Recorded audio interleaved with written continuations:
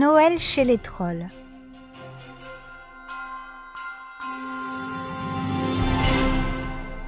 Le soir du 24 décembre, la petite maison était toute resplendissante de lumière.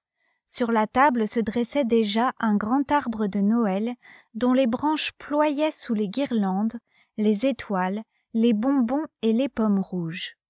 Surexcités, les enfants sursautaient et trépignaient au moindre bruit, quand enfin on frappa à la porte et la chèvre de Noël entra.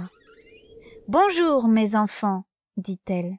Est-ce que tout le monde a été sage ? » « Oui, hurlèrent les enfants. « Bon, mais j'ai quelque chose à vous dire.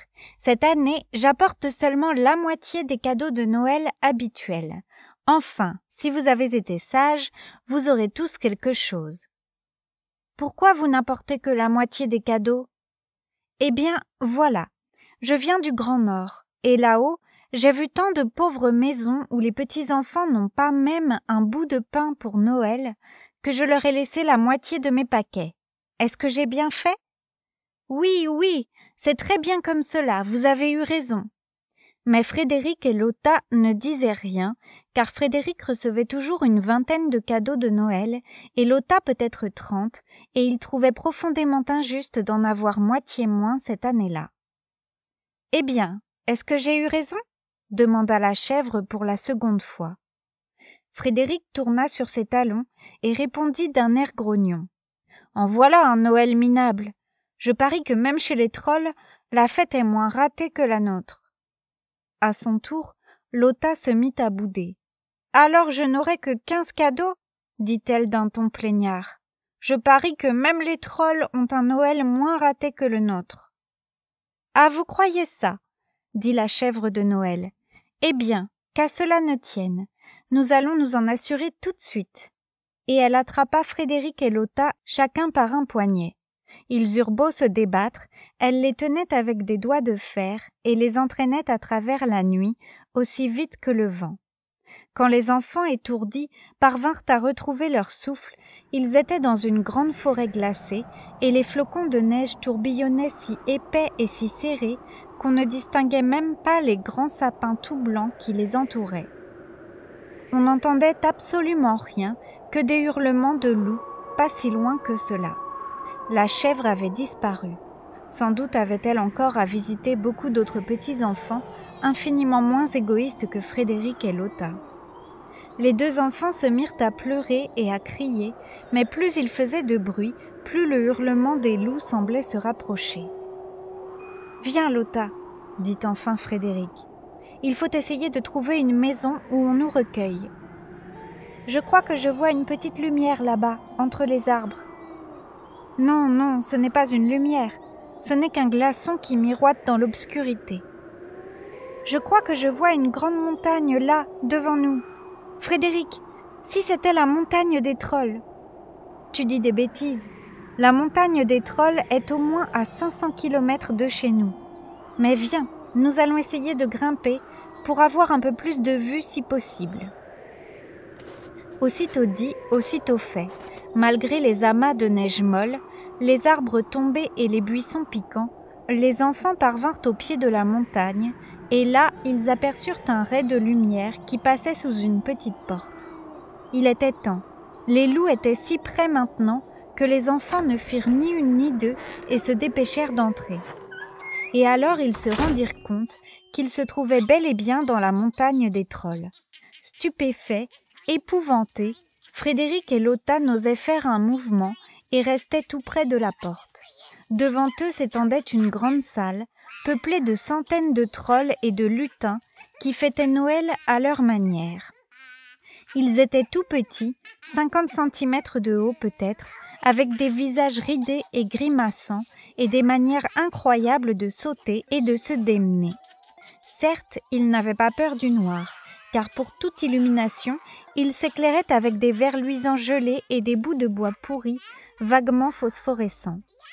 Quand l'un d'eux voulait faire un vrai feu d'artifice, il caressait un gros chat noir qui se trouvait là, jusqu'à ce que sa fourrure lançât des étincelles, et aussitôt d'autres trolls protestaient et s'écriaient « Arrête, arrête, c'est éblouissant, ça fait mal aux yeux !»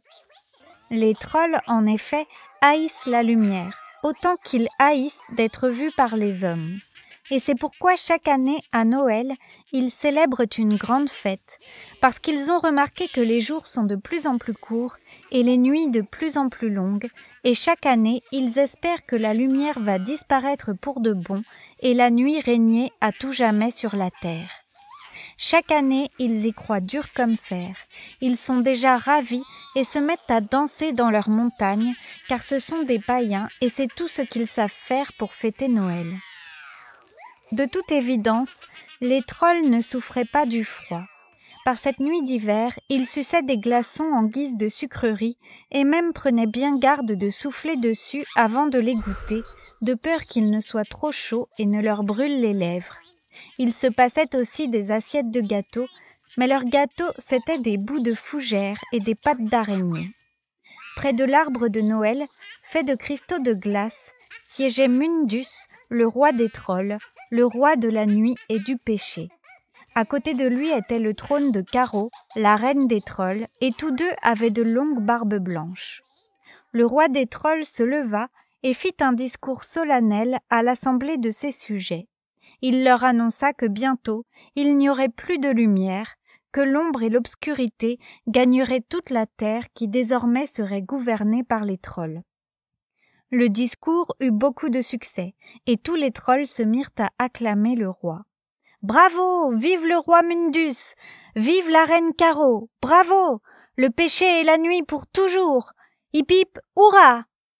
Le roi prit la parole et dit « Que l'on fasse venir le chef de mes veilleurs, que j'ai envoyé au sommet de la montagne pour voir s'il reste de la lumière dans le monde. » Le veilleur arriva et dit « Sire le roi, grande est votre puissance, la nuit règne partout, tout est noir. » « Bien, dit le roi, retourne en haut de la montagne. » Au bout de quelque temps, le roi dit encore « Que l'on fasse venir mon veilleur. » « Sire le roi, dit le veilleur, à l'horizon très loin, j'ai vu une petite lueur, comme une toute petite étoile sortant d'un nuage noir. »« Retourne en haut de la montagne, dit le roi. Au bout de quelque temps encore, le roi fit revenir le veilleur. Sire le roi, dit le veilleur, tout est noir. Le ciel se couvre de nuages gros de neige et je ne vois plus la petite étoile. Bien, dit le roi, retourne à ton poste, au haut de la montagne. Pour la 4e fois, le roi fit revenir le veilleur. Mais voici que le veilleur était tout tremblant et ouvrait des yeux qui n'y voyaient pas. Fidèle veilleur, s'écria le roi, pourquoi trembles-tu si fort? Et pourquoi tes yeux sont-ils comme aveugles?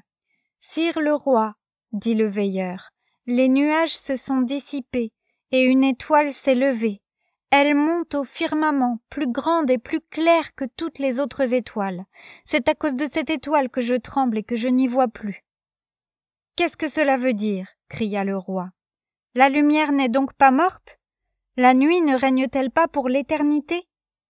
Silencieux et consternés, les trolls se regardaient sans mot dire, jusqu'à ce que l'un d'eux intervint tout à coup. « Sire le roi, là-bas devant la porte, il y a 2 enfants des hommes. Interrogeons-les, peut-être en savent-ils plus long que nous. »« Faites venir ces enfants, » dit le roi. L'instant d'après, Frédéric et Lotta étaient traînés devant le trône, plus morts que vifs. La reine vit leur frayeur et dit à l'une de ses trolls suivantes. Ces pauvres petits ne tiennent pas debout. Donnez-leur donc un peu de sang de libellule et quelques carapaces de cafards, qu'ils mangent, boivent et se restaurent. Mangez, buvez, disaient les suivantes. Mais chose curieuse, les enfants n'avaient ni faim ni soif. À ce moment, le roi les regarda et dit « Vous êtes en mon pouvoir, et je peux vous changer en corbeau ou en araignée si tel est mon bon plaisir. Je vous conseille donc de répondre à la question que je vais vous poser. Écoutez bien. Pourquoi, par la nuit la plus noire de l'année, quand l'obscurité chère aux trolls s'étend sur le monde et que toute lumière semble s'être éteinte à jamais, pourquoi tout à coup voit-on apparaître une étoile plus belle et plus claire que toutes les autres et qui menace ma puissance? Allons, enfants, répondez, que signifie cette étoile? Lotta prit la parole et dit « C'est l'étoile de Noël, l'étoile de Bethléem en Judée, qui illumine la terre entière. » « Et pourquoi brille-t-elle si fort ?» demanda le roi. « Parce que cette nuit-là, répondit Frédéric, le Sauveur est né, le Sauveur qui est la lumière au milieu des ténèbres. À partir de cette nuit, la lumière grandit et les jours deviennent plus longs. » Le roi se mit à trembler, très fort, sur son trône. « Et quel est, dit-il, ce maître de la lumière qui est né aujourd'hui et qui vient pour sauver le monde du péché et de la nuit ?» Les deux enfants répondirent d'une voix. « C'est Jésus, le Fils de Dieu. » À peine avaient-ils prononcé ces mots qu'ils sentirent la montagne remuer et s'ébranler.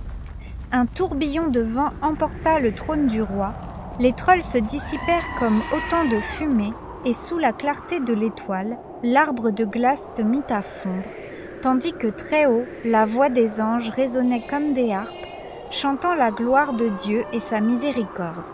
N'osant pas lever la tête, les deux enfants se couvrirent le visage de leurs mains. Quand ils relevèrent les paupières, ils se trouvaient au fond de leur lit. Dans la cheminée, le feu pétillait joyeusement, et la vieille bonne Kagéa était là comme tous les matins. « Allons, debout, disait-elle. Dépêchez-vous, on va partir pour l'église. » Stupéfaits, Frédéric et Lotta se mirent sur leurs séants et ouvrirent de grands yeux. Non, la bonne Kagéa n'était pas un troll. Elle n'avait pas 50 centimètres de haut, ne portait pas de longue barbe blanche et ne leur offrait ni sang de libellule, ni carapace de cafard. La table était déjà prête pour le déjeuner, couverte de gâteaux de Noël, et il y avait même du café pour les enfants, chose qui ne leur était permise en aucun autre jour de l'année.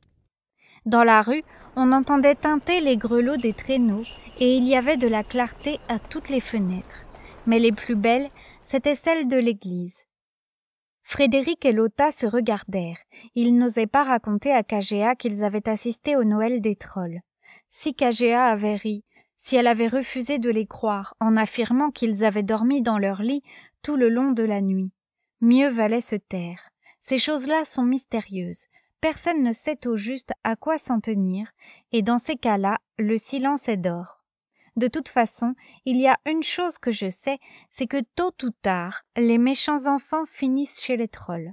Là-bas, on leur donne des glaçons, du sang de libellule et des carapaces de cafards, au lieu des cadeaux de Noël qu'ils ont méprisés chez eux, car sans même s'en rendre compte, ils sont devenus les sujets du roi du péché et de la nuit. Tant mieux pour eux, dans ce cas, tant mieux pour eux s'ils aperçoivent la clarté de l'étoile qui les sauve. Frédéric et Lotta ne sont pas près d'oublier le Noël des trolls. Non seulement ils n'avaient pas eu le moindre cadeau de Noël, mais ils étaient tellement honteux, tellement confus, qu'à l'église, ils n'osaient même pas lever les yeux vers l'étoile de Bethléem qui apporte joie et lumière dans les yeux de tous les petits enfants sages. Frédéric et Lotta comprenaient tout cela fort bien, mais tout de même, ils n'osaient pas lever les yeux. Du moins se promirent-ils de devenir de gentils enfants sages, eux aussi. Ont-ils tenu leur promesse? Je ne sais pas, mais je l'espère. Quand vous les verrez, vous n'aurez qu'à le leur demander.